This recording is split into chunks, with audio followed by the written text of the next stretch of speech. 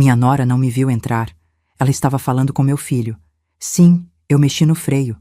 Nos vemos no funeral dela amanhã. Comecei a tremer, mas não gritei. Saí em silêncio, chamei um guincho e levei o carro até a casa da mãe dela. Um presente da sua filha.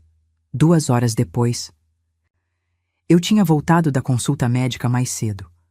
O doutor tinha cancelado os atendimentos da tarde por uma emergência, então peguei um táxi e voltei para casa 2 horas antes do previsto.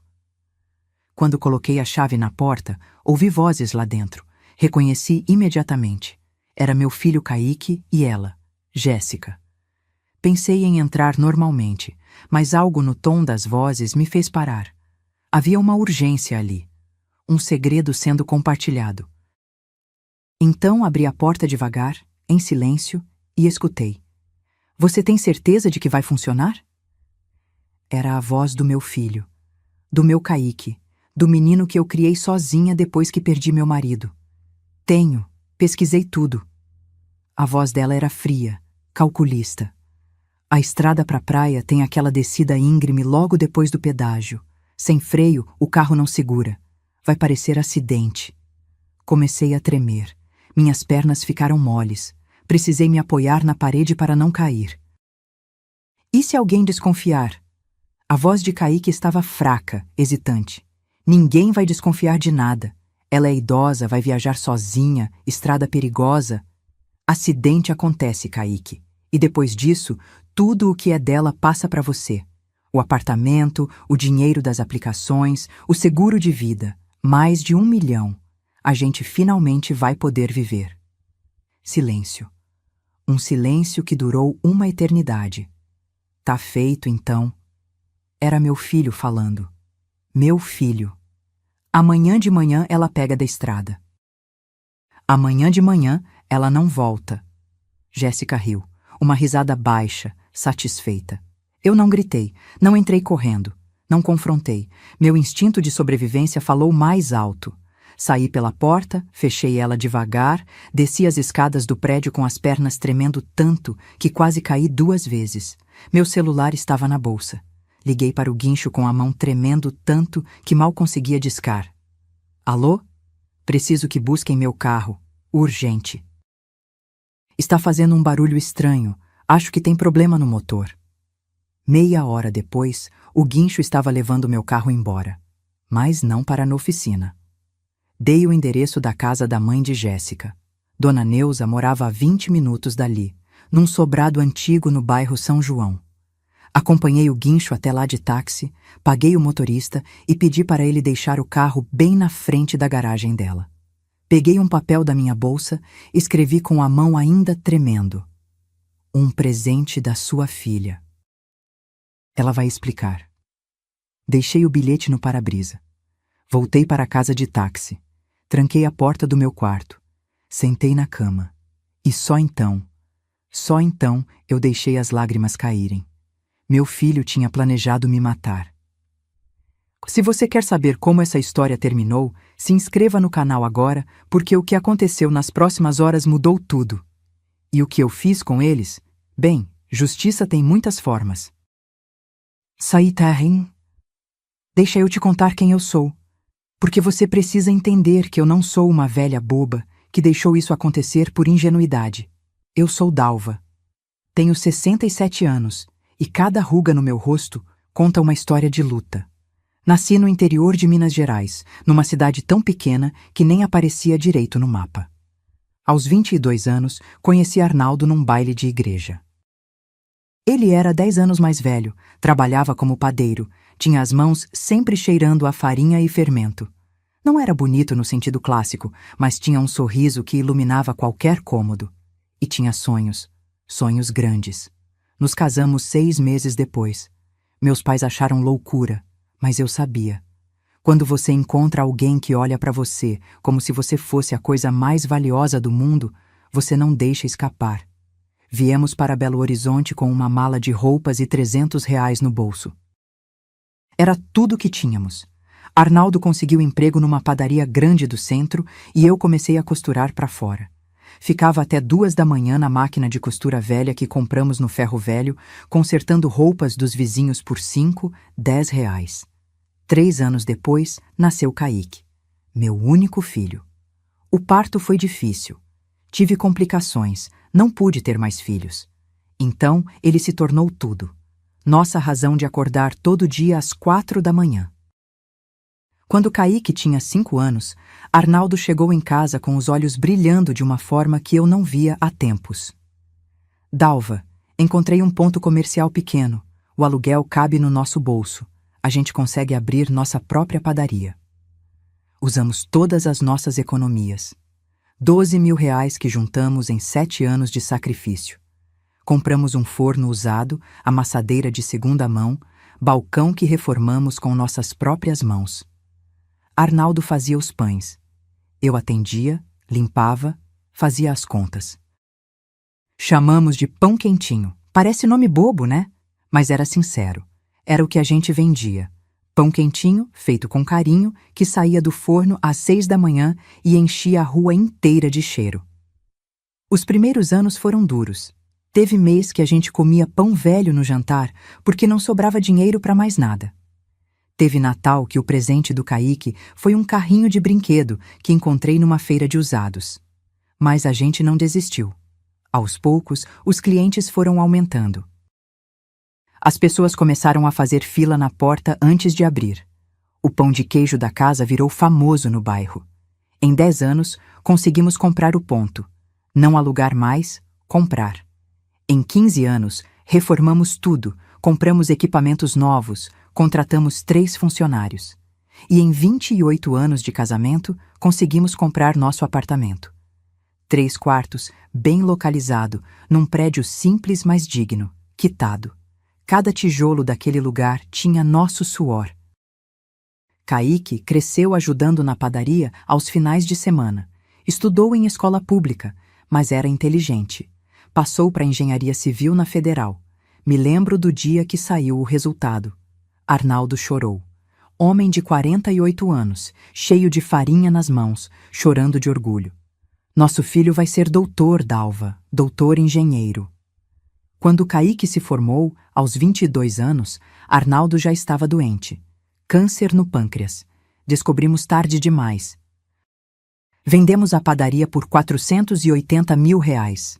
Usamos 200 mil no tratamento dele. Hospitais particulares, remédios caros, tudo que a gente podia fazer. Não adiantou. Arnaldo morreu 6 meses depois do diagnóstico. Fiquei viúva aos 59 anos, com um filho recém-formado e 280 mil reais de herança das nossas 3 décadas de trabalho. Investi esse dinheiro com cuidado, em aplicações seguras que me davam uma renda mensal. Não era luxo, mas era dignidade.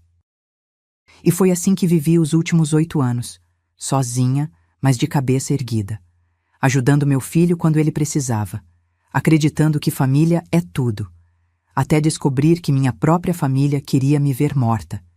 E sabe o que é pior? Quando você percebe que deu tanto, amou tanto, se sacrificou tanto, e no final, para eles, você sempre foi só um obstáculo entre eles e o dinheiro. Mas eles não sabiam com quem estavam mexendo, porque eu não construí tudo isso sendo fraca. E Miamum, Kaique conheceu Jéssica 3 anos depois do pai morrer. Ele tinha 25, trabalhava numa construtora grande, ganhava bem. R$ 9.500 por mês. Era um bom rapaz, responsável, ou pelo menos eu achava que era. Ele instalou aquele aplicativo de relacionamento. Tinder, acho que é o nome. Na época, achei estranho. Filho, conhecer gente pela internet, isso é seguro? Ele riu de mim. Mãe, senhora tá presa nos anos 80. Todo mundo conhece gente assim hoje em dia. 3 meses depois, ele apareceu em casa com ela. Lembro até hoje da primeira vez que Jéssica entrou pela minha porta. Era um sábado de tarde, sol forte batendo na janela da sala. Ouvi a campainha e, quando abri, ela estava ali. Cabelo loiro platinado. Daqueles que você vê de longe que não é natural, raiz escura aparecendo. Unha de gel comprida, vermelha metálica, cheia de pedrinhas brilhantes. Usava uma calça jeans tão apertada que eu me perguntei como ela conseguia sentar. Blusa decotada mostrando o sutiã de renda preta por baixo. Salto alto mesmo sendo sábado de tarde. Oi, Dalva! Ela nem esperou eu falar. Já entrou me dando 2 beijinhos. Que apartamento charmoso! É tão aconchegante. A forma como ela disse aconchegante, arrastando as vogais com um sorrisinho de canto de boca, me fez sentir como se ela tivesse dito velho ou pobre, mas engoli. Sorri de volta. Seja bem-vinda. Kaique falou tanto de você. Ah, imagino. Ela entrou, olhando tudo com aqueles olhos de quem está avaliando, calculando. Passou o dedo na estante. Nossa, quantos livros! Você lê tudo isso? Meu marido lia. Eram dele. Ah, tadinho. Kaique me contou que ele morreu. Que triste, né? O tom era mecânico, sem sentimento real, como quem comenta sobre o tempo. Ela tinha 29 anos, mas se vestia como se tivesse 20. Segundo Kaique, ela era influenciadora digital. Tinha 11.000 seguidores no Instagram. Postava fotos de biquíni, de restaurantes, de academias, vivia grudada no celular. Você trabalha com o quê, Jéssica? Ah, eu trabalho com marketing digital. Faço publis, parcerias com marcas, sabe? Ela jogou o cabelo para trás. É corrido, viu? Tem que estar sempre produzindo conteúdo. Kaique olhava para ela como se estivesse vendo a coisa mais linda do mundo. Ela dizia qualquer bobagem e ele ria, encantado. Eu via, mas não falava nada. Mãe que é mãe sabe. Você fala mal da namorada do filho, você perde o filho. Preparei um lanche. Fiz café passado, pão de queijo caseiro, receita que faço há 30 anos. Coloquei na mesa com a toalha de crochê que minha sogra me deu quando casei. Jéssica pegou um pedaço de pão de queijo, deu uma mordida pequena, fez cara de quem estava avaliando. Tá bom. Diferente dos que eu como, mas tá bom. Diferente como? Ah, não sei, mas caseiro. De novo aquele tom. Como se caseiro fosse sinônimo de inferior. Durante a tarde, ela foi soltando comentários. Sempre com um sorrisinho, sempre disfarçado de elogio ou curiosidade. Nossa, Dalva, você ainda usa essas xícaras florais? Que vintage! Tá super na moda esse estilo retrô, sabia? Esse sofá deve ter uma história, né? Quantos anos ele tem? Você não pensa em reformar o apartamento? Pintar as paredes, trocar os móveis, dar uma modernizada? Kaique não percebia, ou não queria perceber. Ele estava tão enfeiteado que se ela falasse que o céu era verde, ele concordaria. Depois que eles foram embora naquela tarde, fiquei sentada na sala olhando ao redor. Meu apartamento, minha casa. Cada objeto ali tinha história, a estante que Arnaldo montou com as próprias mãos. O sofá que compramos quando Kaique nasceu. As xícaras que ganhei no meu casamento. Pela primeira vez em 8 anos, me senti envergonhada. Do meu próprio lar. E foi nesse momento que eu deveria ter percebido. Quando alguém te faz sentir vergonha do que você construiu com amor, essa pessoa não é boa para você. Mas eu ainda não sabia que ela estava só começando. E que cada visita, cada comentário, era uma gota de veneno sendo derramada na minha vida.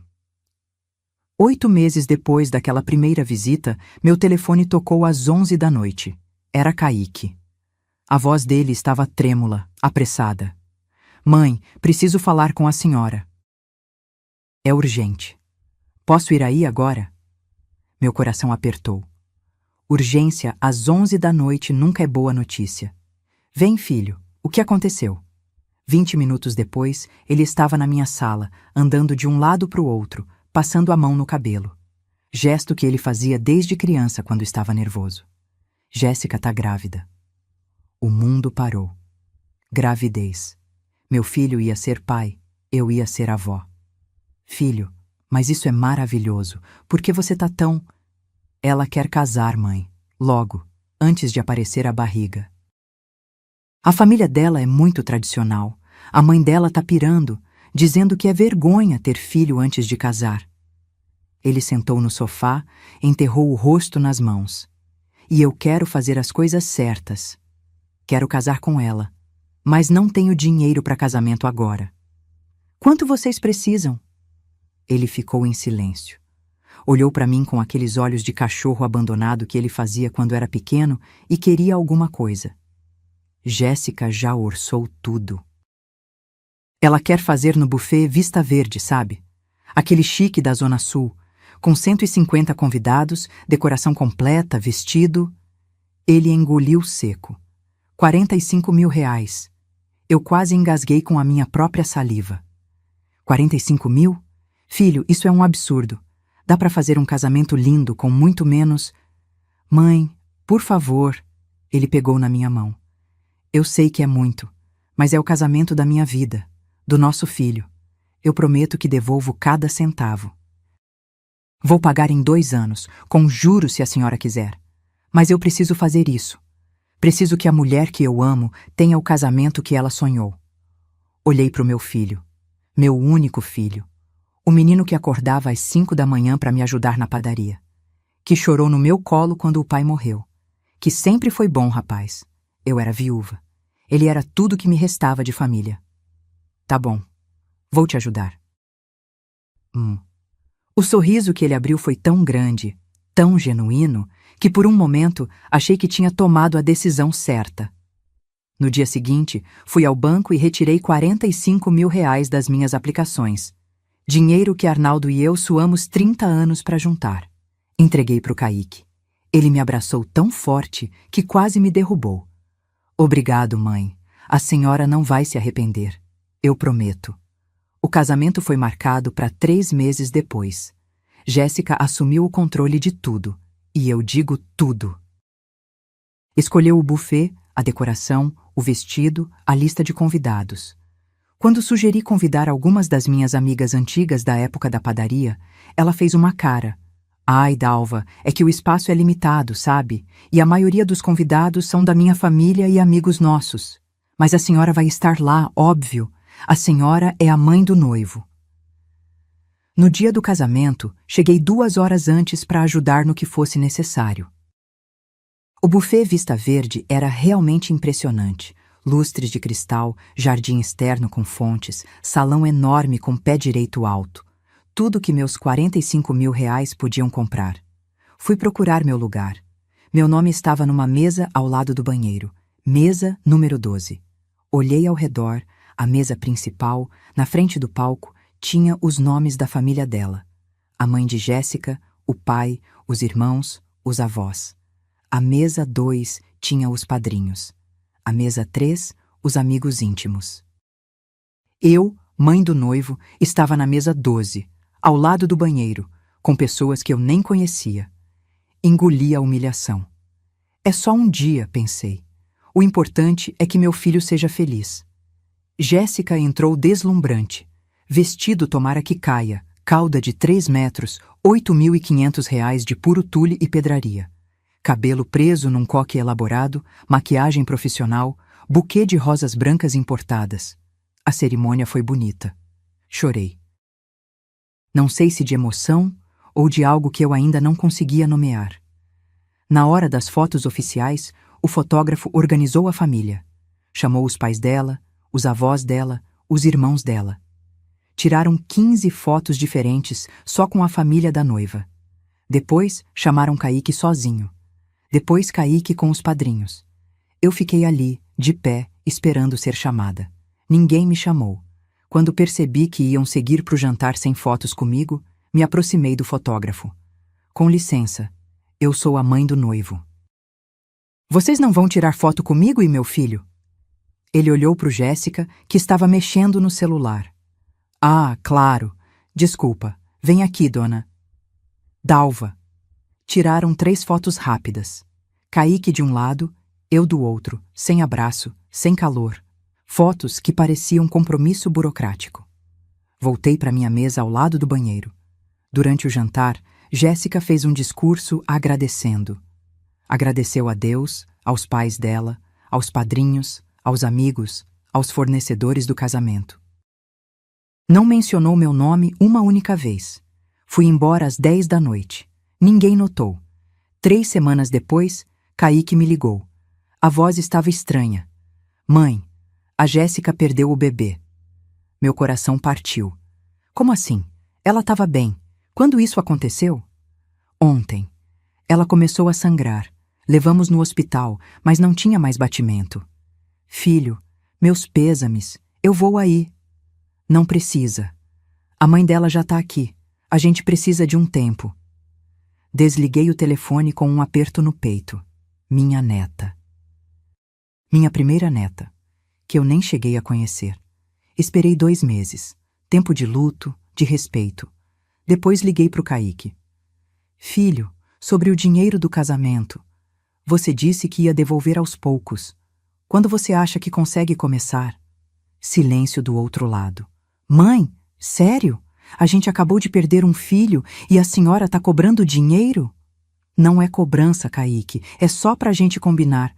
Eu vou devolver quando puder, agora não dá. E desligou na minha cara. Foi aí que uma coisa começou a coçar na minha cabeça. Uma pulga atrás da orelha. Jéssica nunca mostrou ultrassom. Nunca levou para fazer acompanhamento. Nunca comentei sobre consultas de pré-natal. Será que ela realmente estava grávida? Mas eu afastei esse pensamento. Porque pensar isso seria admitir que meu próprio filho tinha me enganado. E eu ainda não estava pronta para aceitar essa verdade. 2 meses depois do aborto, e eu coloco entre aspas, porque até hoje tenho minhas dúvidas, Jéssica começou uma campanha.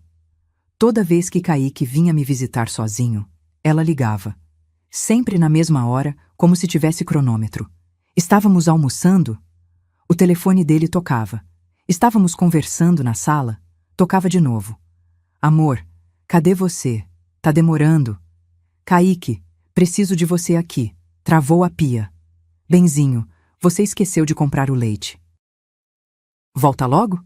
E meu filho, feito cachorrinho obediente, levantava, me dava um beijo na testa e saía. Sempre saía. As visitas que antes eram 3 vezes por semana viraram 1 vez por semana. Depois, 1 vez a cada 15 dias. Até que quase pararam. Um dia, 3 meses após o casamento, Kaique apareceu sem avisar. Raro, muito raro. Mãe, preciso falar uma coisa. Meu estômago virou. Eu já sabia que não ia gostar. Jéssica não está se sentindo confortável aqui no apartamento da senhora. Como assim? Ela diz que a senhora fica perguntando muito sobre a vida dela, que a senhora é muito intrometida. Ele nem olhava nos meus olhos enquanto falava. E eu concordo, mãe. A gente precisa de espaço, de privacidade. Senti como se tivesse levado um soco. Intrometida? Kaique, eu só pergunto como vocês estão. Só demonstro interesse. A senhora controla demais, mãe. Sempre controlou. Meu pai percebeu isso também. Essa doeu. Doeu porque era mentira. Arnaldo nunca tinha dito isso. Seu pai adorava essa casa, adorava quando você vinha. Não adianta discutir. A gente decidiu. Vamos alugar um apartamento só nosso, longe daqui. Mas filho, vocês têm dinheiro para isso? Aluguel é caro. A gente se vira. Se viram. Claro que se viraram. Porque 1 semana depois, Kaique voltou com outra proposta. Mãe, a gente achou um apartamento perfeito. 2 quartos, vaga de garagem, perto do meu trabalho. R$ 2.200 por mês. Ele fez aquela pausa. Se a senhora pudesse ajudar com o aluguel nos primeiros 6 meses, só até a gente se estabilizar. Eu deveria ter dito não. Deveria ter tido pulso. Mas olhei para o meu filho, meu único filho, e pensei, se eu ajudar, ele vai ver que eu não sou controladora. Ele vai entender que eu só quero o bem dele. Tudo bem, eu pago. Paguei 6 meses de aluguel adiantado. R$ 13.200. Mais dinheiro saindo das minhas economias. Mais um pedaço do que Arnaldo e eu construímos sendo usado para me afastar do meu próprio filho. Eles se mudaram numa quarta-feira. Kaique nem me avisou. Descobri porque passei em frente ao prédio dele, o antigo, e vi o apartamento vazio. Liguei para ele. Ah, mãe, foi tudo tão corrido. A gente já tá no novo lugar. Depois a senhora vem conhecer. Esperei o convite. Esperei uma semana, 2, 3. Nunca veio. Quando eu ligava, ele atendia rápido, falava rápido, desligava rápido. Mãe, tô no trabalho, depois eu ligo. Nunca ligava. As visitas pararam completamente. Kaique não vinha mais, nem para almoçar no domingo, nem para tomar um café. Eu mandava mensagem. Filho, fiz aquela farofa que você gosta. Quer vir jantar? Resposta. 3 horas depois. Hoje não dá, mãe. Tamo cansados. Comecei a ver meu filho pelas redes sociais. Jéssica postava tudo. E quando digo tudo, é tudo. Foto no restaurante chique. Date night, amor da minha vida. Foto na praia. Final de semana perfeito. Foto dentro do apartamento novo. Nosso cantinho, vida AC2. Um dia, uma das minhas amigas, Lenira, que me conhece há 20 anos, me mandou um print de uma publicação de Jéssica. Era uma foto dela fazendo bico, cara de choro falso, com a legenda: quando sua sogra liga pela 5ª vez no dia querendo saber onde você tá. Socorro, punta, sogra pegajosa. Medio sufoco. Tinham 243 curtidas. E comentários. Muitos comentários. Ai, amiga, te entendo perfeitamente. Sogra é tudo igual. Gruda mesmo, cac. Paciência, um dia ela entende que vocês precisam de espaço. Eu não liguei 5 vezes. Liguei 2. Uma para saber se eles queriam almoçar no domingo. Outra para avisar que tinha passado no banco para pagar o aluguel deles. Mas para ela, eu era a sogra chata, a sogra pegajosa, o problema. Bloqueei Jéssica nas redes sociais. Não porque eu tinha raiva, eu tinha. Mas porque cada post era uma facada. E eu já estava sangrando demais. Os meses foram passando. Kaique ligava 1 vez por mês. Sempre rápido, sempre com pressa. Oi, mãe, tudo bem? Tô corrido aqui. Depois a gente conversa melhor. Meu aniversário chegou. 67 anos. O primeiro aniversário que eu passaria completamente sozinha desde que Arnaldo morreu. Mas Kaique prometeu. Prometeu que viria almoçar. Mãe, eu vou. Chega o meio-dia, pode preparar o que a senhora quiser. Acordei às 7 da manhã. Limpei a casa inteira. Arrumei a mesa com a toalha de linho que só usava em ocasiões especiais. Coloquei as flores que comprei na feira. Girassóis, que Arnaldo sempre dizia que combinavam comigo. Fiz lasanha de frango, a receita que faço desde que Kaique era criança. Ele sempre amou, sempre pedia: mãe, faz aquela lasanha no meu aniversário? 12:00. Nada. 12:30. Nada. 1 da tarde. Liguei. Não atendeu. 1:30. Liguei de novo. Caiu direto na caixa postal.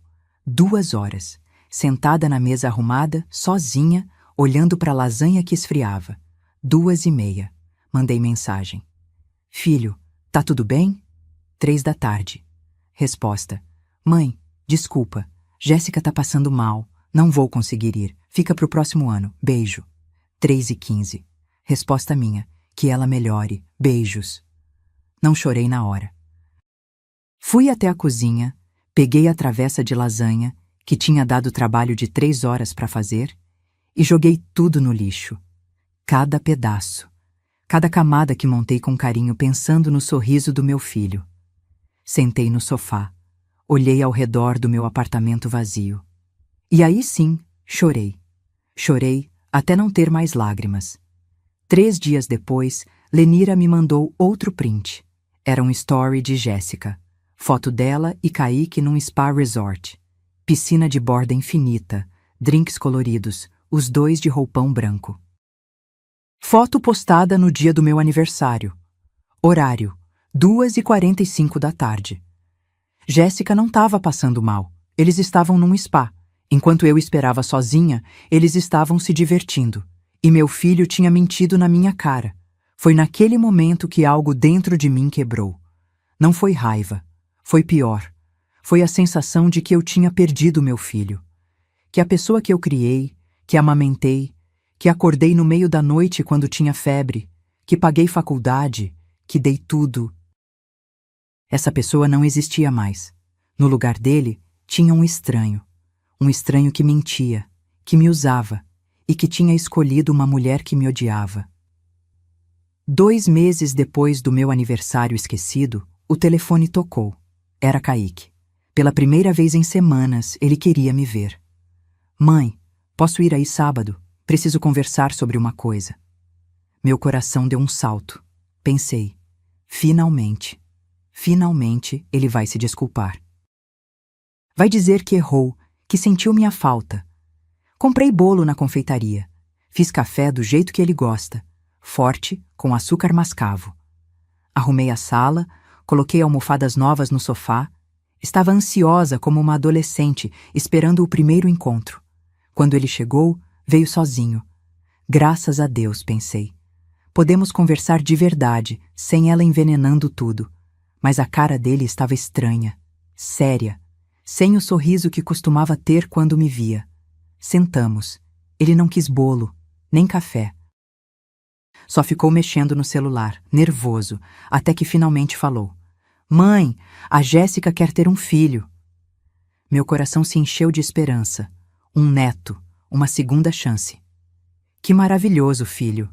Dessa vez vocês vão fazer acompanhamento certinho, não vão? O problema é o apartamento. Ele me cortou. É muito pequeno. 2 quartos, sendo um deles minúsculo. Não dá para colocar berço, não tem espaço para nada. A gente precisa de um lugar maior. Entendo. Vocês vão procurar outro apartamento para alugar? Silêncio. Aquele silêncio pesado que vem antes de algo ruim. Na verdade, a gente pensou em outra coisa. Ele finalmente me olhou nos olhos. Mãe, esse apartamento aqui é muito grande para a senhora. 3 quartos, sala enorme. A senhora mora sozinha. Não faz sentido. Meu estômago começou a embrulhar. Kaique, aonde você quer chegar? A senhora já pensou em morar em algo menor? Um apartamento de 1 quarto, mais compacto, mais fácil de cuidar? Ele falava rápido agora, como quem ensaiou o discurso. A senhora podia vender esse aqui, comprar um menor e a diferença do dinheiro guardar para sua velhice. Para emergências, seria até mais inteligente. Senti o sangue subindo para a cabeça. E vocês? Vocês iam fazer o quê? A gente podia ficar aqui. É perfeito para uma família com criança. 3 quartos, um vira quarto do bebê, outro nosso, outro vira escritório para Jéssica trabalhar. E fica perto do meu trabalho. Levantei do sofá. Minhas mãos tremiam. Deixa eu entender. Você quer que eu saia da minha casa, da casa que eu e seu pai compramos, que a gente suou 30 anos para conquistar, para vocês morarem aqui? Mãe, não é assim. É exatamente assim, Kaique. Minha voz saiu mais alta que eu pretendia. Você quer que eu me desfaça da minha história, das minhas memórias, do último pedaço que me resta do seu pai, para vocês terem conforto? A senhora está sendo egoísta. A voz dele ficou dura, fria. Tá pensando só na senhora. Eu sou seu filho, seu único filho. E a senhora não quer me ajudar? Eu já te ajudei, Kaique. Paguei 45 mil no teu casamento que nunca me devolveu. Paguei 6 meses de aluguel. Criei você sozinha depois que seu pai morreu. E agora você tem a cara de pau de vir aqui me pedir minha casa? Ele levantou também. Os olhos dele tinham uma frieza que eu nunca tinha visto antes. A senhora sabe qual é o problema? A senhora não consegue me soltar. Não consegue aceitar que eu cresci, que tenho minha própria família agora. A senhora quer me manter aqui, preso, dependente de você. Eu estou te soltando há anos. Quem não me solta é você, ou melhor, é ela. Ela não me deixa nem ver meu próprio filho. Jéssica não tem nada a ver com isso. Tem tudo a ver. Eu estava gritando agora. Não me importava. Desde que ela entrou na sua vida, você mudou. Você virou outra pessoa. Uma pessoa que mente, que manipula, que esquece o aniversário da própria mãe para ir num spa. Seus olhos se arregalaram. Ele não esperava que eu soubesse. A senhora estava me vigiando? Uma amiga me mandou a foto que sua mulher postou publicamente na internet. Você me disse que ela estava passando mal, Kaique. Você mentiu. E daí? Eu menti porque sabia que a senhora ia fazer drama, ia ficar cobrando, enchendo o saco. A gente queria ter um dia de paz. Cada palavra era uma bofetada. Sai da minha casa, mãe. Sai da minha casa agora. Ele pegou as chaves dele, caminhou até a porta. Antes de sair, virou para mim. A senhora vai morrer sozinha nessa casa cheia de passado, e quando isso acontecer, não vai ter ninguém do seu lado, porque a senhora escolheu objetos velhos ao invés da sua família. A porta bateu. Fiquei ali, parada no meio da sala, tremendo. Olhei ao redor. A estante que Arnaldo montou. O sofá onde Kaique dava os primeiros passos apoiado no braço. A mesa onde fazíamos café da manhã juntos todo domingo. Objetos velhos, ele disse. Isso não eram objetos. Era minha vida. 3 horas depois, recebi um áudio de Jéssica. Nem tive que ouvir. Já sabia que seria veneno, mas ouvi mesmo assim. Dalva, você é uma velha amargurada que não aceita que seu filho cresceu. Você vai morrer sozinha nessa casa, rodeada das suas coisas velhas, e ninguém vai sentir sua falta, nem seu próprio filho. Pensa nisso. Deletei o áudio. Bloqueei o número dela, mas a semente já tinha sido plantada. Foi nesse dia que parei de chorar e comecei a observar. Porque tem uma diferença entre ser mãe e ser idiota. E eu tinha sido idiota tempo demais. Depois daquela briga, algo mudou em mim. Não foi raiva, foi clareza. Comecei a prestar atenção, de verdade, nos detalhes, nas inconsistências, nas mentiras pequenas que, quando você junta todas, formam um mapa completo da traição.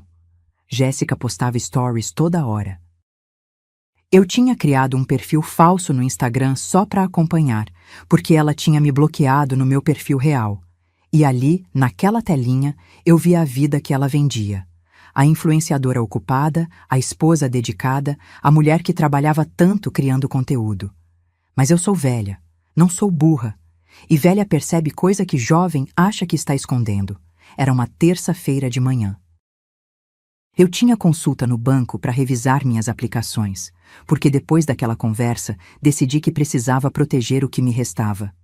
Estava saindo da agência no centro da cidade quando a vi, Jéssica, do outro lado da rua, saindo de um prédio comercial espelhado. Mas não estava sozinha. Tinha um homem do lado dela. Terno cinza, relógio que brilhava mesmo de longe, cabelo grisalho penteado para trás.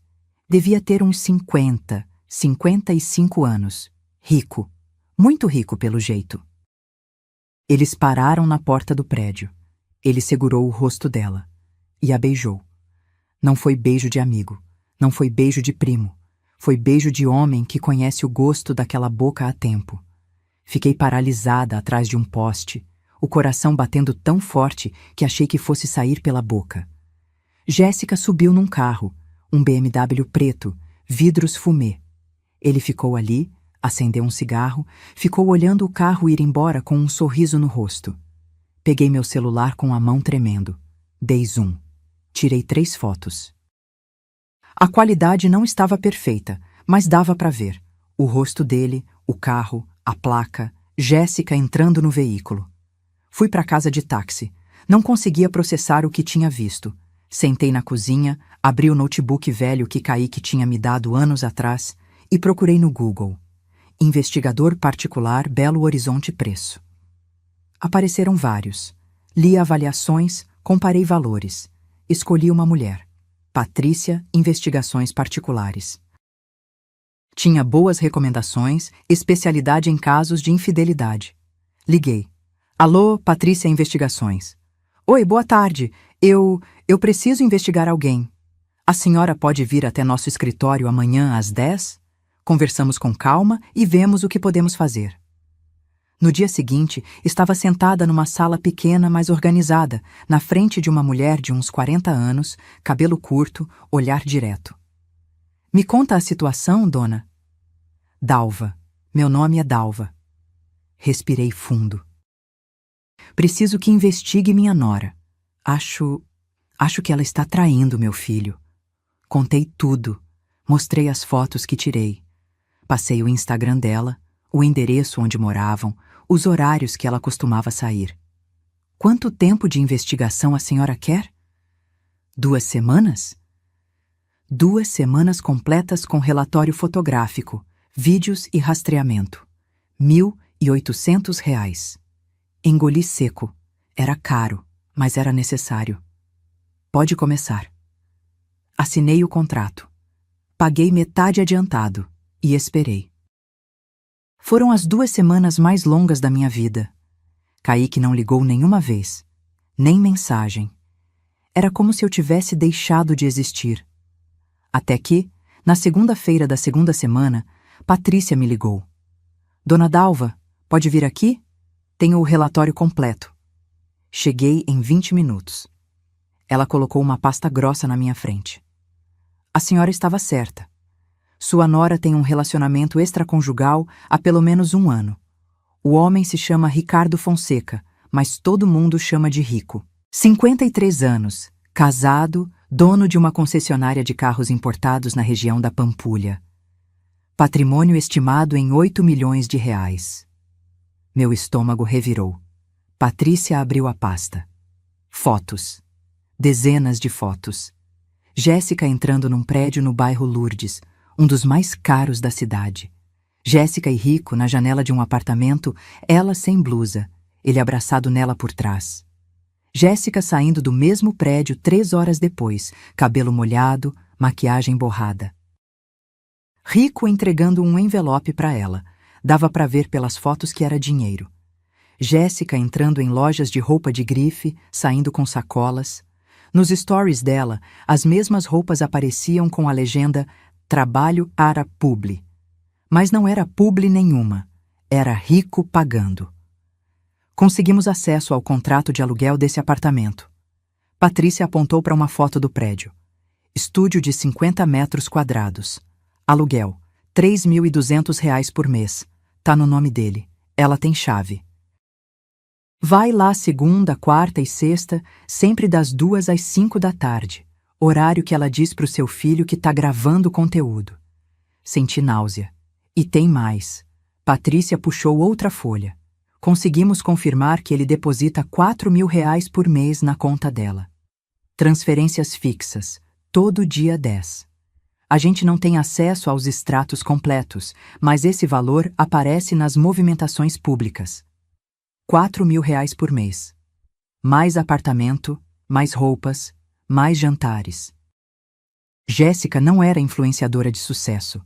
Jéssica era amante mantida. A esposa dele sabe? Aparentemente não. Ele é discreto, mas a gente tem tudo documentado aqui. Fotos com data e hora, vídeos, registros de entrada e saída do prédio. Peguei a pasta. Paguei os R$ 900 restantes.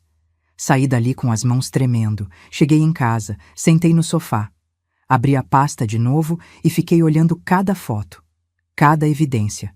Meu filho estava sendo traído. Kaique estava trabalhando feito um cachorro, pagando apartamento, sustentando uma mulher que passava 3 tardes por semana na cama de outro homem. E a pergunta que não queria calar. Será que Kaique sabia? Não, impossível. Meu filho tinha muitos defeitos, mas não era cúmplice disso. Ou era? Fechei a pasta. Guardei no fundo do armário, dentro de uma caixa de sapatos velha que ninguém mexia. Porque eu ainda não sabia o que fazer com aquela informação. Mas sabia uma coisa. Pela primeira vez em meses, eu tinha poder. Tinha algo que eles não sabiam que eu sabia. E quem tem informação, tem controle. Eu só precisava esperar o momento certo para usar. Guardei aquela pasta durante 1 semana. 1 semana inteira olhando para ela toda noite antes de dormir, pensando, planejando. Porque se tem uma coisa que a vida me ensinou é isso. Não adianta ter a faca na mão se você não sabe onde cortar. Eu podia mostrar tudo pro Kaique. Podia ligar para ele, marcar um encontro, jogar as fotos na cara dele e dizer: olha o que sua mulher perfeita faz enquanto você trabalha. Mas o que isso ia resolver? Ele ia ficar bravo? Claro. Ia terminar com ela? Talvez. Mas também ia me culpar. Ia dizer que eu invadi a privacidade dele, que eu contratei investigador porque sou controladora, que eu não supero o fato dele ter casado. Não, essa cartada não podia vir de mim. Tinha que vir de outro lugar. Foi aí que tive a ideia. Na pasta da investigadora tinha o nome completo do amante, Ricardo Fonseca, endereço da concessionária e, graças a Deus pela tecnologia, consegui encontrar o Facebook dele em 5 minutos de pesquisa. Perfil aberto, homem rico que gosta de ostentar, tinha fotos da concessionária, dos carros que vendia e sim, tinha foto com a esposa. Márcia Fonseca. 51 anos, cabelo loiro bem tratado, roupas de grife, aquele ar de mulher que frequenta clube e almoça com as amigas toda terça. No perfil dela, fotos dos dois em viagens. Cancún, Miami, Buenos Aires. Fotos de casamento. Eles estavam juntos há 28 anos. 3 filhos adultos. Uma família inteira. Que não sabia que o pai e marido bancava uma amante de 29 anos num apartamento de luxo. Fui até uma papelaria longe do meu bairro. Comprei envelope pardo, papel sulfite comum, uma caneta preta barata. Voltei para casa. Sentei na mesa da cozinha e comecei a escrever. À mão. Letra de forma, para ninguém reconhecer minha caligrafia. Márcia, você não me conhece e eu não vou me identificar, mas preciso que você saiba de algo que pode mudar sua vida. Seu marido Ricardo mantém uma amante há mais de 1 ano. O nome dela é Jéssica. Ela tem 29 anos. Ele paga um apartamento para ela no ED. Mirante Imperial, na rua Bernardo Guimarães, 847, a Pera 305, bairro Lourdes. Aluguel de R$ 3.200 por mês. Ele deposita R$ 4.000 na conta dela todo dia 10. Ela vai ao apartamento às segundas, quartas e sextas, das 14 às 17 horas. Estou anexando fotos como prova. Você merece saber a verdade. Coloquei as 3 fotos mais comprometedoras dentro do envelope. Rico beijando Jéssica na porta do prédio comercial. Os dois na janela do apartamento. Jéssica saindo do prédio com cara de quem acabou de sair da cama. Escrevi o endereço de Márcia no envelope. Consegui pelo Facebook dela, onde ela tinha marcado residência num condomínio fechado em Nova Lima. Lugar de gente com dinheiro. No dia seguinte fui aos correios de outro bairro. Mandei a carta registrada e esperei. 3 dias. Foi só o que levou. Na manhã da quarta-feira, meu telefone tocou. Era um número que eu não conhecia, mas atendi. Alô? Dona Dalva? Voz de mulher, nervosa. É a Neuza, a mãe da Jéssica. A senhora tem 1 minuto? Meu coração acelerou. Eu tinha esquecido completamente de Dona Neuza. Só tinha visto ela 2 vezes, no casamento e num almoço meses atrás. Dona Neuza, oi, sim, pode falar. A senhora sabe de alguma coisa que está acontecendo com a Jéssica? Fingi ignorância. Como assim? É que... Ela respirou fundo. Hoje de manhã apareceu uma mulher aqui em casa. Márcia, o nome dela. Esposa de um empresário. Ela estava transtornada. Gritando, chorando, dizendo que a Jéssica é amante do marido dela há mais de 1 ano. Fiz silêncio. Deixei ela continuar. Ela disse que recebeu carta anônima com fotos, endereço de apartamento, tudo. E aí ela foi até o prédio hoje de manhã. Esperou. E pegou os 2 saindo juntos do apartamento.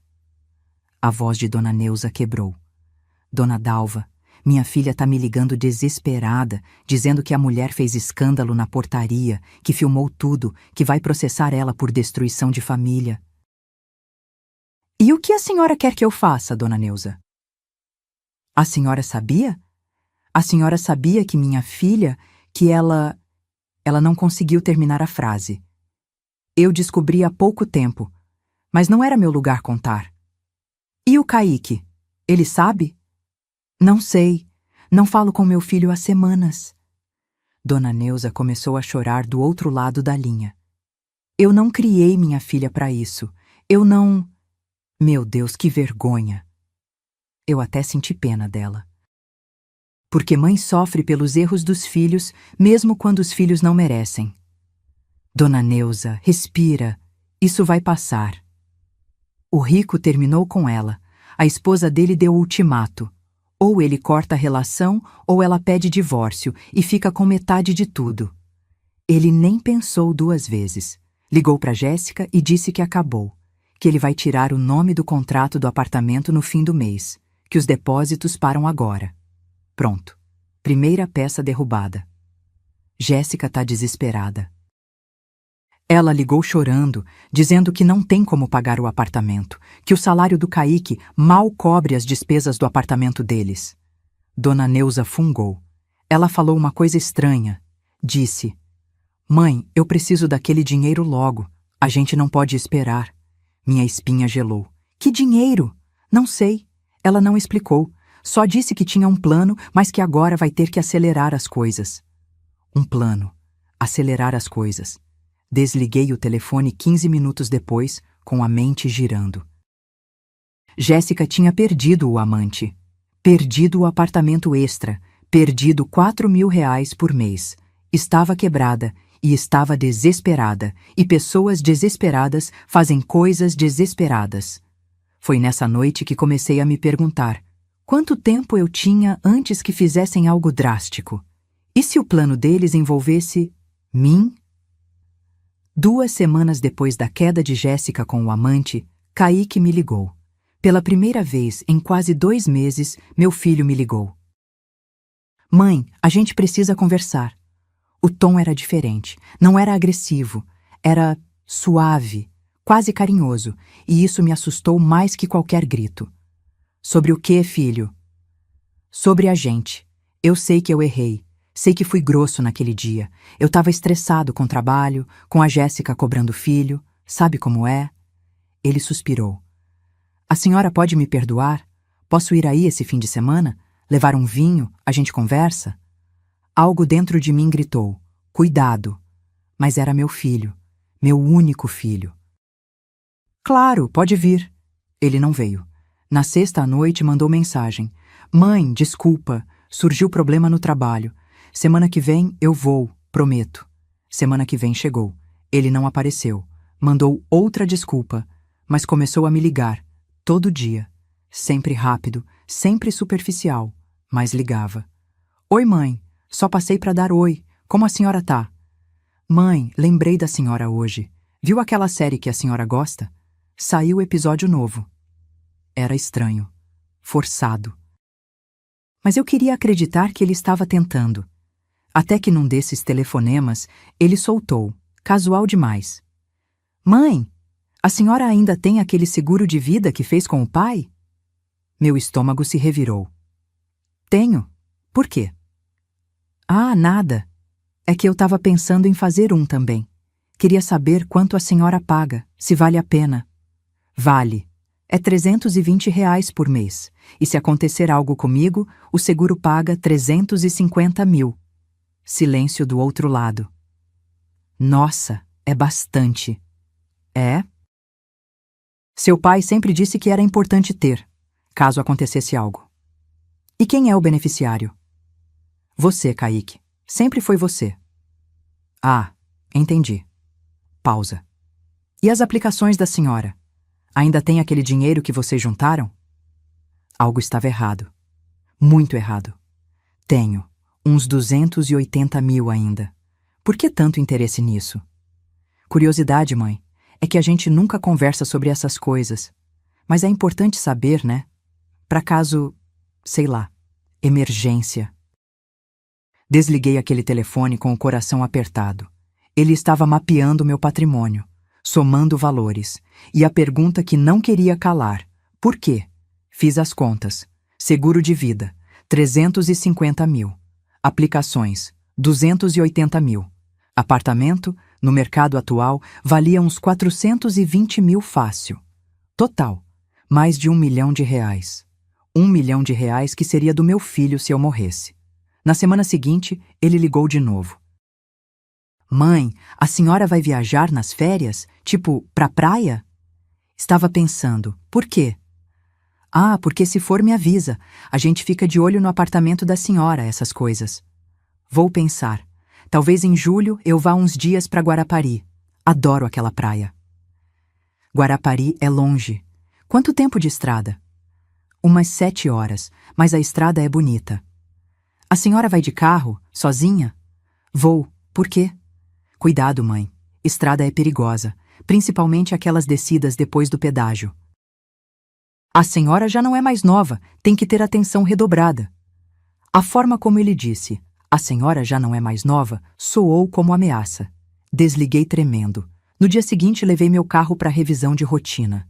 Freios, óleo, tudo. O mecânico, seu Anderson, que mexe no meu carro há 10 anos, me entregou tudo certinho.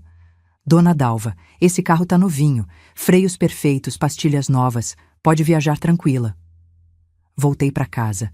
Estacionei na garagem do prédio. 2 dias depois, era segunda-feira. Eu tinha consulta médica às 2 da tarde. Revisão de rotina com meu cardiologista. Marquei com 1 mês de antecedência. Kaique sabia disso.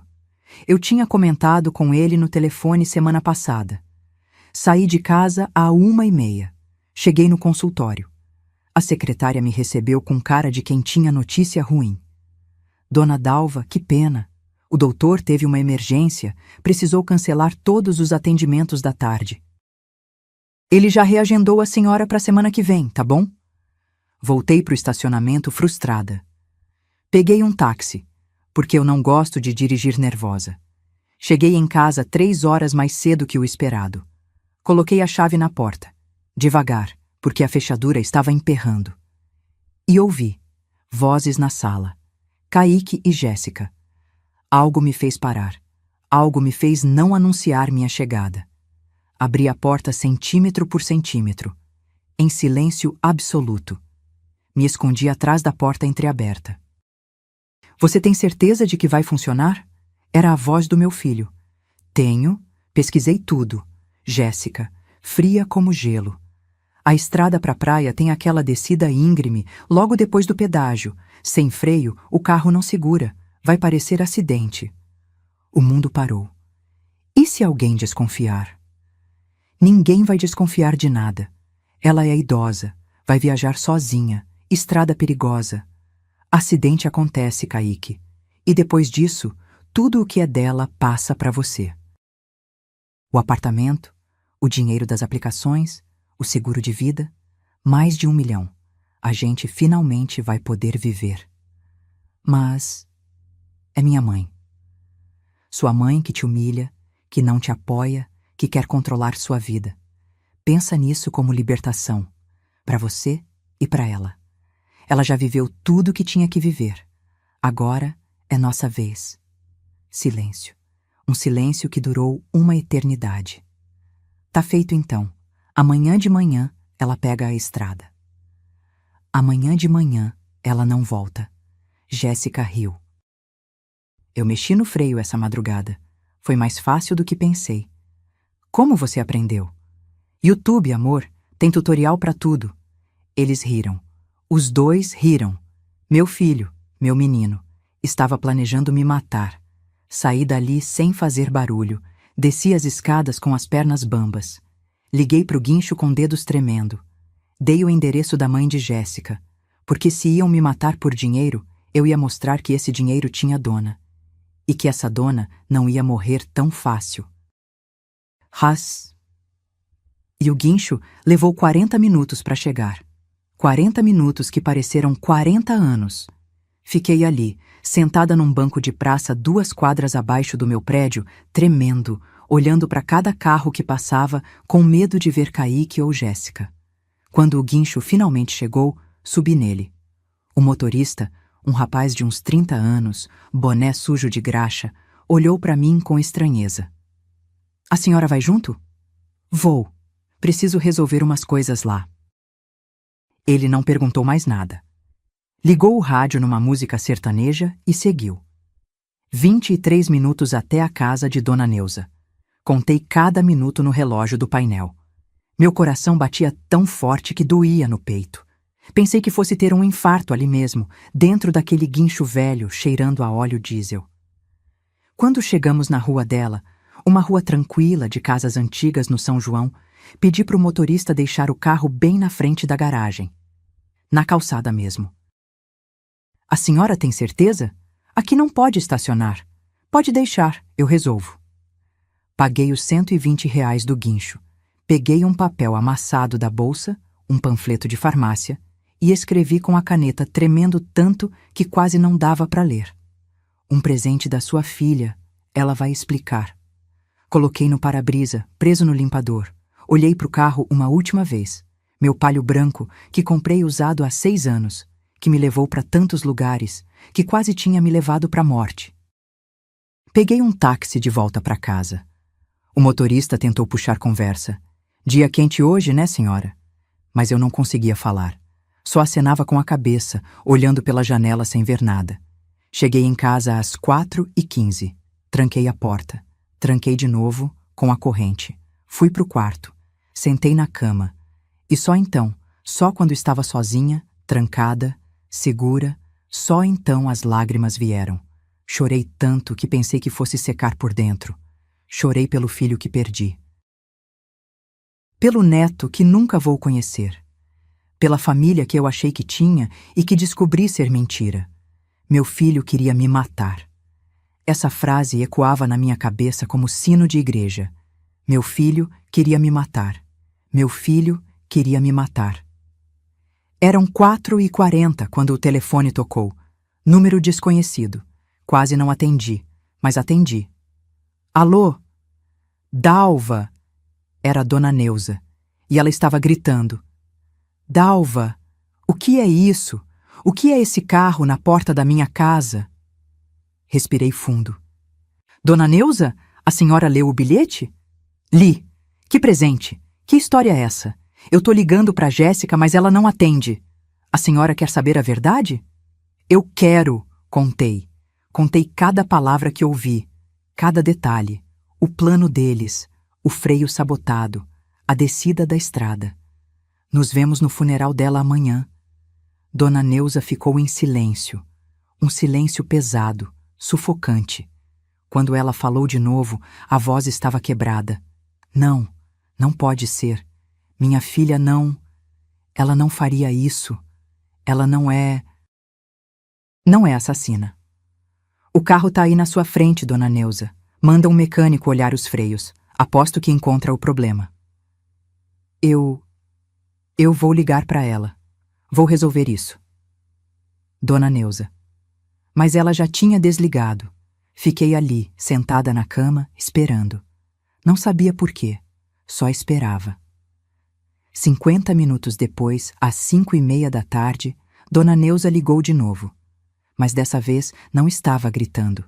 Estava chorando. Dalva. A voz saía entrecortada, entre soluços. Ela confessou. Eu confrontei ela. Perguntei na cara, olhando nos olhos. E ela confessou. Senti o chão sumir debaixo dos meus pés. O que exatamente ela falou? Que mexeu no freio, que era para parecer acidente, que eles estavam desesperados por dinheiro. Dona Neuza engasgou. Ela disse que não tinha escolha, que a senhora é velha mesmo, que ia morrer logo de qualquer jeito, que era só acelerar o inevitável. Acelerar o inevitável. Como se minha vida fosse um incômodo. Ela tá chorando aqui dizendo que errou, que foi ideia do Kaique, que ela só concordou porque ele pressionou. Dona Neuza respirou fundo. Dalva, eu não sei o que fazer. É minha filha, minha única filha. A senhora gravou? O quê? A confissão. A senhora gravou? Deixa eu ver. Barulho de mexer no celular. Gravei. Tá aqui. Ficou ruim, mas dá pra ouvir. Dona Neuza, me manda esse áudio. Agora. Dalva, ela é minha filha. E eu sou mãe também. Minha voz saiu mais alta que eu queria. E meu filho planejou me matar. A senhora acha que eu vou deixar passar? Silêncio. Me manda o áudio, Dona Neuza. Ou eu vou na polícia e conto que a senhora sabia e não fez nada. Era blefe. mas funcionou. 3 minutos depois, recebi o arquivo. Coloquei para tocar. A voz de Dona Neuza, firme. Jéssica, olha para mim. Você mexeu no freio do carro da Dalva? Silêncio. Responde. Mãe. E voz de Jéssica chorosa, mas clara o suficiente. Eu não tinha escolha. A gente tá devendo tudo. O Kaique tá sendo cobrado no trabalho. Eu perdi a ajuda do Rico. A gente não tem de onde tirar. Você ia matar a sogra por dinheiro? Ela já é velha. Ela ia deixar tudo pro Kaique mesmo. A gente só ia receber antes. Meu Deus, Dona Neuza chorando. Meu Deus do céu, que filha eu criei. O áudio acabava aí. Salvei. Fiz backup na nuvem. Enviei para meu próprio e-mail. Liguei pro meu advogado, Dr. Marcelo. Trabalha comigo desde a época da padaria. Dalva, tudo bem? É raro você ligar fora do horário. Marcelo, preciso de você. Urgente. Meu filho tentou me matar. E quando falei isso em voz alta pela primeira vez, senti algo que não sentia há meses. Poder. Porque agora eu tinha provas. E quem tem provas, tem justiça. Dr. Marcelo chegou na minha casa em 40 minutos. Ele largou tudo. Estava jantando com a família. E veio. Homem alto, 50 e poucos anos, cabelo grisalho, óculos de grau sempre na ponta do nariz. Conhecia minha história desde quando Arnaldo era vivo. Sentou no sofá da sala. Coloquei café na mesa. Ele nem tocou. Me conta tudo, Dalva, desde o começo. E eu contei, cada detalhe. Desde Jéssica entrando na minha vida, passando pelo casamento, pelos pedidos de dinheiro, até chegar naquela tarde maldita quando ouvi eles planejando minha morte. Mostrei o áudio que Dona Neuza mandou. Ele ouviu 3 vezes. Quando terminou, tirou os óculos e esfregou os olhos. Parecia cansado. Velho. Dalva, isso é tentativa de homicídio qualificado, planejado, premeditado. E com agravante, é contra-ascendente. Mãe. Ele colocou os óculos de volta. Se a gente levar isso adiante, eles vão presos. Os 2. Eu sei. É seu filho.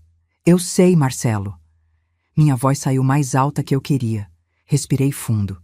Desculpa. Eu sei que é meu filho, mas ele planejou me matar. Por dinheiro. Isso não tem perdão. Você tem certeza? Porque depois que entrar com essa denúncia, não tem volta. Vai ter investigação, vai ter processo, vai ter condenação, e você vai ter que encarar seu filho num tribunal. Olhei para as minhas mãos. Mãos velhas, cheias de manchas de idade, de veias saltadas.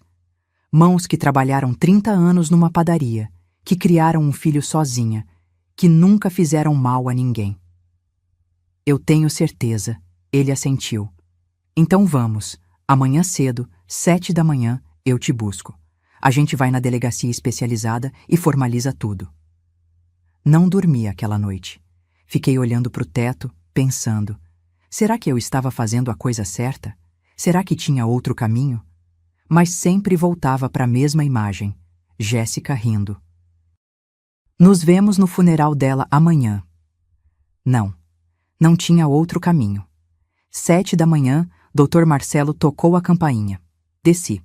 Entramos no carro dele. Um Civic prata, limpo, cheirando a carro novo. A delegacia especializada ficava no centro.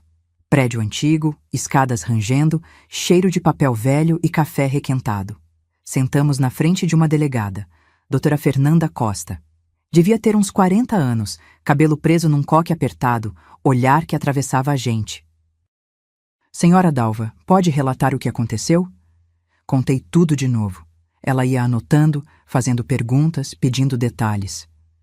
A senhora tem provas? Dr. Marcelo colocou o celular na mesa. Tocou o áudio da confissão. A delegada ouviu em silêncio. Quando terminou, ela se recostou na cadeira. Temos confissão gravada. Temos a sabotagem documentada. Vou pedir perícia no veículo. Temos motivação clara que é herança e patrimônio. Ela olhou para mim. Senhora, a senhora quer seguir com a denúncia formal? Isso vai resultar em mandado de prisão. Quero. Mesmo sendo seu filho? Principalmente por ser meu filho. Porque se até meu próprio filho tentou me matar, quem mais vai me proteger? Eu mesma. Só eu. Ela fez uma anotação. Vou pedir mandado de prisão temporária para os dois. Provavelmente sai ainda hoje. Saímos da delegacia ao meio-dia. Dr. Marcelo me deixou em casa. Dalva, fica tranquila. Você fez o certo. Mas eu não estava tranquila. Estava destruída. Entrei em casa. Sentei na sala. E pela primeira vez, desde que tudo começou, me permiti sentir o peso do que eu tinha feito. Eu tinha acabado de denunciar meu filho. Meu único filho. O telefone tocou. Era Dona Neuza. Dalva, a polícia acabou de sair daqui. Levaram a Jéssica. Ela tá gritando, dizendo que vai processar todo mundo, que você vai pagar. Dona Neuza chorava. Eu não sei se fiz certo em te mandar aquele áudio. A senhora fez o certo. A senhora salvou minha vida. 3 horas depois, recebi mensagem do Dr. Marcelo. Kaique também foi preso, mandado cumprido às 15h20 no local de trabalho dele. Desliguei o celular, mas tinha uma coisa que eu precisava fazer. Urgente. No dia seguinte, fui ao banco. Retirei todo o dinheiro das aplicações. 280 mil reais. Transferi tudo para a conta da minha irmã, Célia, que mora em Curitiba há 15 anos. Expliquei a situação. Ela entendeu. Dalva, fica comigo aqui uns tempos. Você não precisa passar por isso sozinha. Não, Sé. Eu preciso resolver isso aqui. Mas guarda esse dinheiro para mim. Não deixa ninguém encostar. Depois fui numa imobiliária. A moça, Patrícia, loira, muito solícita, me recebeu com café e biscoito. Dona Dalva, a senhora quer vender ou alugar? Vender, rápido. Não me importo de perder um pouco no valor se for para sair logo. Quanto a senhora quer? 380 mil. À vista. Quem fechar hoje leva. Ela arregalou os olhos. Mas, Dona Dalva, esse apartamento vale bem mais. Eu sei quanto vale, mas eu quero vender agora. Consegue? Ela conseguiu. 2 dias depois, tinha comprador. Um jovem casal com filho pequeno. Fechamos por 380 mil. Dinheiro na conta em 72 horas. Aluguei um apartamento pequeno em outro bairro. 1 quarto, sala, cozinha. 590 reais por mês. Suficiente para mim. Quando Kaique saísse da prisão, e eventualmente sairia, não ia herdar nada. Porque não tinha mais nada para herdar. Mudei numa segunda-feira, sozinha. Contratei um carreto pequeno.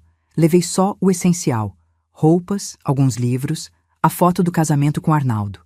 O resto, doei. A estante que Arnaldo montou. O sofá onde Kaique cresceu. Tudo. Porque carregar passado dói. E eu já tinha doído demais. No último dia no apartamento antigo, antes de entregar as chaves para o novo dono, fiquei ali parada na sala vazia. Paredes brancas, marcas de quadros que um dia penduramos. Eco dos meus passos. 35 anos de história naquelas paredes. E agora, só silêncio. Saí. Fechei a porta. E pela primeira vez em meses, senti que conseguia respirar. 4 meses se passaram. 4 meses que pareceram 4 anos. Entre audiências preliminares, depoimentos, perícias, advogados falando juridiquês que eu mal entendia. Dr. Marcelo me explicava tudo com paciência, mas tinha hora que meu cérebro desligava. Era proteção. Forma de não enlouquecer. Kaique tentou me ligar da cadeia. 17 vezes. Eu contei. 17 ligações que eu recusei. Na 18ª, atendi. Não sei porquê. Talvez curiosidade, talvez masoquismo. Mãe. A voz dele estava diferente. Rouca, cansada. Mãe, por favor, me escuta. Fiquei em silêncio. Eu não queria fazer isso. Foi a Jéssica. Ela que planejou tudo, ela que me convenceu, ela. Kaique. Minha voz saiu fria, gelada. Eu ouvi vocês dois. Ouvi você concordar. Ouvi você rir quando ela disse que eu não ia voltar. Não tenta jogar a culpa só nela. Mãe, Eu estava desesperado. A gente tá devendo. Eu perdi dinheiro em investimento que ela fez. Vocês queriam me matar por dinheiro. E agora não tem mais dinheiro nenhum. Espero que tenha valido a pena. Desliguei, bloqueei o número. O dia do julgamento chegou numa terça-feira de novembro. Céu cinza, chuviscando. Acordei às 5 da manhã mesmo sem precisar. Vesti minha roupa mais simples, calça preta, blusa branca, sapato baixo, sem joias, sem maquiagem além de um batom nude. Dr. Marcelo me buscou às 7. Chegamos no fórum às 8h15. Sala de audiência pequena, cheiro de madeira velha e papel, bancos duros, ar-condicionado barulhento. Às 9 em ponto trouxeram eles. Kaique entrou primeiro. Algemas nos pulsos. Uniforme azul de presidiário. Tinha emagrecido. Devia ter perdido uns 10 quilos. Olheiras fundas, barba mal feita. Cabelo comprido, sujo. Ele me viu. Nossos olhos se encontraram por 3 segundos. Ele tentou sorrir. Tentou parecer o menino que eu conhecia. Eu desviei o olhar. Jéssica entrou logo atrás. E devo admitir, ela estava tentando. Cabelo preso num rabo de cavalo simples, sem maquiagem, roupas largas, cara de quem tinha chorado a noite inteira. Sentaram no banco dos réus, do outro lado da sala, longe de mim. O juiz entrou. Dr. Paulo Henrique, 50 e poucos anos, careca, óculos de aro grosso. Bateu o martelo. Audiência de instrução e julgamento aberta. Processo número... Começou. A promotoria, uma mulher jovem, séria, voz firme, apresentou as provas. Excelência, temos aqui a confissão gravada da ré Jéssica admitindo a sabotagem. Tocou o áudio. A voz de Jéssica ecoou pela sala. Ela já é velha, ela ia deixar tudo pro Kaique mesmo. Temos o laudo pericial do veículo confirmando que o sistema de freios foi intencionalmente danificado. Passou na tela. Fotos do meu carro.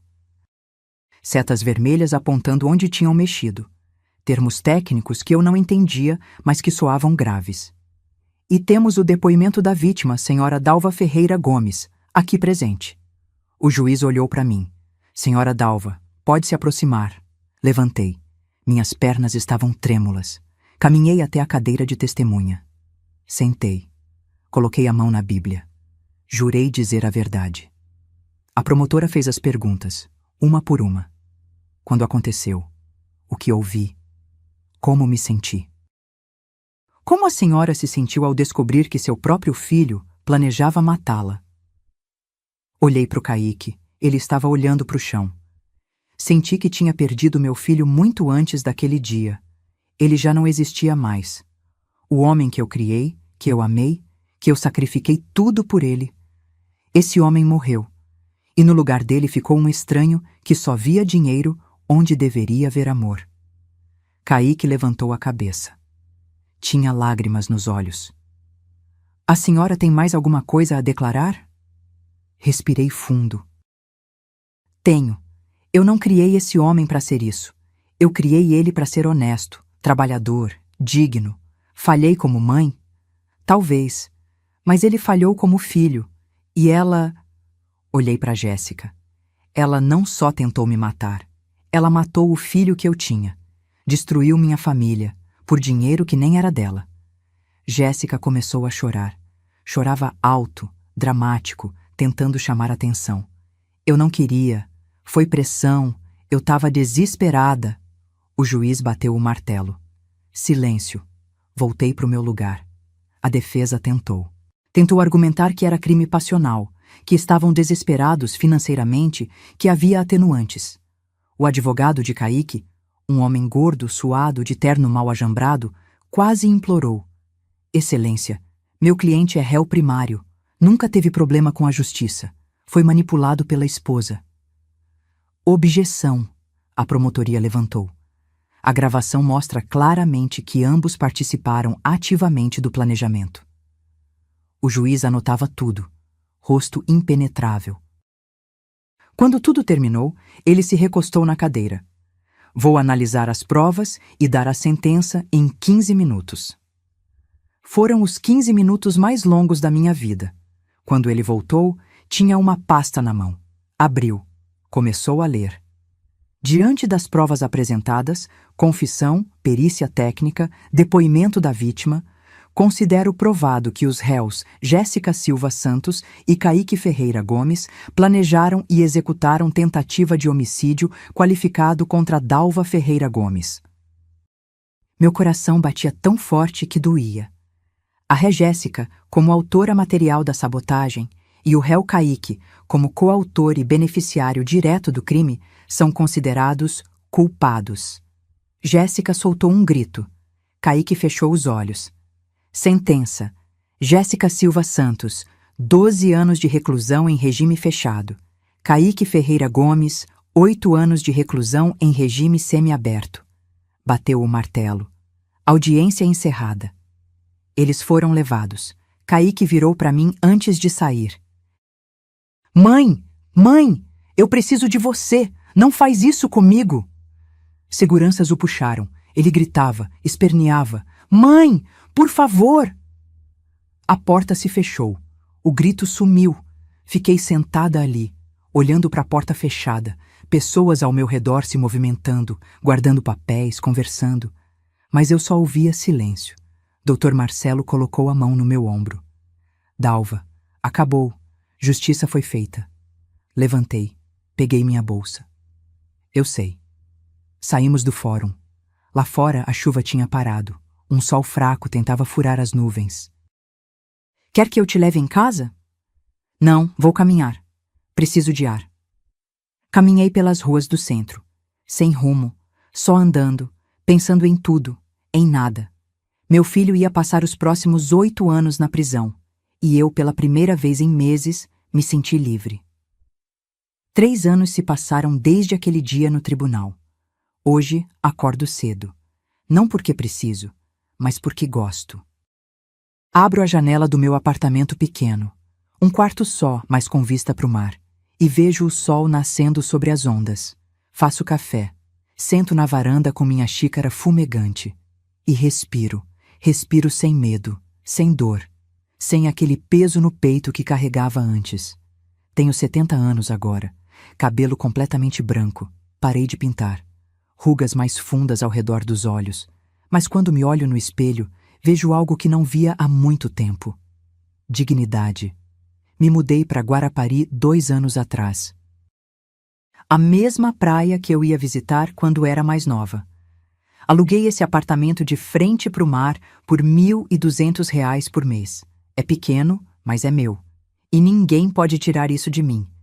O dinheiro que sobrou, depois de vender o apartamento, depois de pagar advogado, depois de tudo, investi com cuidado.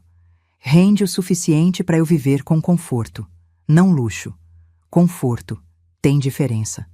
Minha rotina é simples. Acordo. Faço caminhada na praia. Volto. Tomo banho. Café da manhã caprichado. Às terças e quintas, vou na aula de dança sênior no centro comunitário. Às quartas, grupo de artesanato. Aos sábados, almoço com as amigas que fiz aqui. Jurema, Conceição e Regina. Mulheres da minha idade, cada uma com sua história de luta. Minha irmã Célia vem me visitar a cada 2 meses. Fica uma semana. A gente conversa, ri, chora junto, cozinha junto. Ela me diz sempre: Dalva, você renasceu. Olha sua cara. Tá radiante. E é verdade. Eu renasci. Kaique me escreve cartas. Começou 6 meses depois da condenação. Cartas compridas, chorosas, pedindo perdão. Dizendo que entende agora, que teve tempo para pensar, que quer reconstruir nossa relação quando sair. Eu leio todas e guardo numa caixa. Mas não respondo. Não por raiva, não por vingança, mas porque perdoar não significa voltar. Perdoar não significa esquecer. E perdoar, definitivamente, não significa dar segunda chance para quem tentou tirar sua vida. Ele vai sair da prisão em 5 anos. Já cumpriu 3. Soube por Dr. Marcelo, que ainda me liga de vez em quando para saber como estou, que Kaique tem bom comportamento, que fez curso profissionalizante lá dentro, que talvez consiga redução de pena. E sabe o que eu sinto quando ouço isso? Nada, nem alegria, nem tristeza, apenas nada. Jéssica, por outro lado, não vai bem. Tentou fugir uma vez. Levou mais 3 anos na pena. Arrumou confusão com outras presas.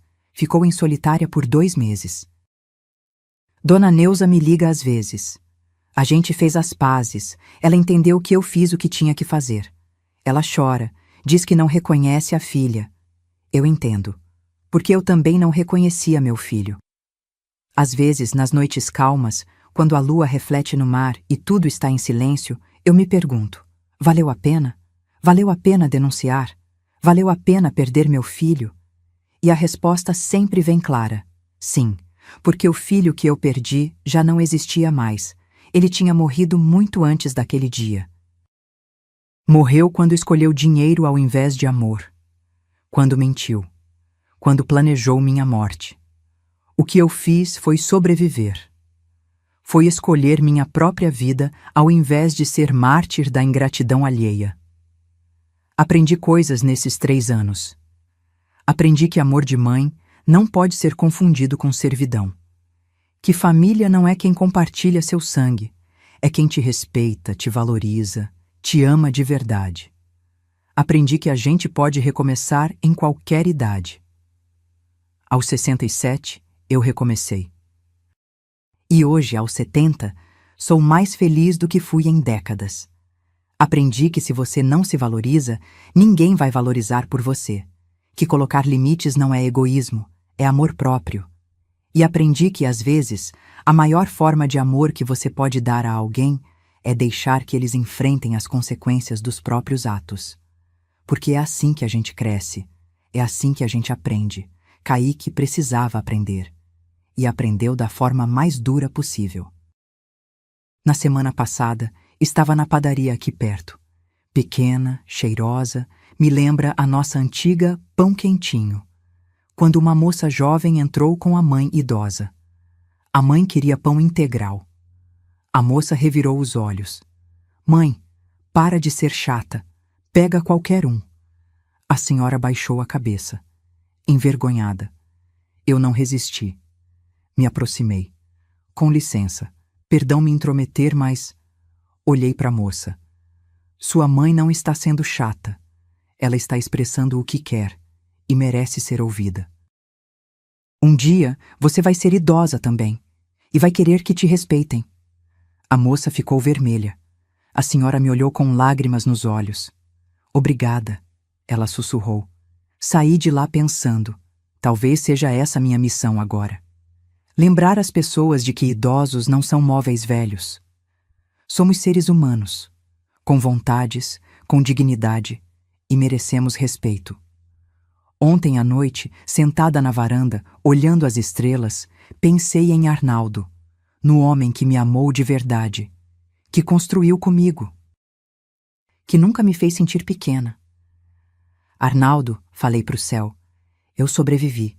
Sobrevivi ao que nosso filho tentou fazer. E tô bem, tô em paz. E eu juro que senti uma brisa suave, como se fosse ele respondendo.